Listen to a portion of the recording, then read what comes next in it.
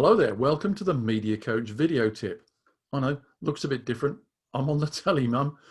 But this is part of the update to Zoom. It's called 5.2. It's the latest update, and I want to talk to you today about updates. There's some interesting stuff that you can do on here. You can change yourself around. You can appear on the big screen. Let's get rid of all that nonsense. Let's get back to where we were back in the real world. The thing, it updates. So obviously this is a software update and you need to keep your software up to date all the time for all sorts of good reasons. But I want to talk about updating your speech. How important is that? Well, it's very important.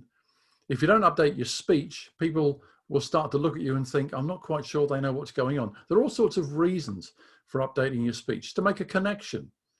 For example, we're going through quite a tough time at the moment. You may have noticed. And it's okay to acknowledge that. It's okay to make some reference to that in your speech. It's also okay to update your evidence. A lot of people will say things which they were true 10 years ago or 20 years ago, but they haven't actually looked to see if they're still true. Things change all the time in terms of, in terms of neuroscience, in terms of research, in terms of biology, in terms of all sorts of things. And it's your job as a speaker to make sure that your research is still up to date. So one thing that you should do before you deliver your speech or before you create a new speech, go online and just check the latest research so that you know what you're talking about and reference that research in your speech. And update your stories as well. If you're referring to, I don't know, TV programs or music or films or whatever it is, bear in mind a lot of your audience may not have been born when those things occurred. They may know about them, but they certainly won't remember them.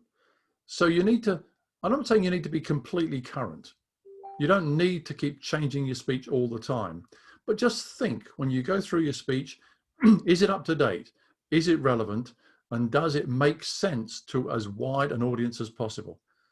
And of course, don't forget to update your software. I wish you the very best of luck.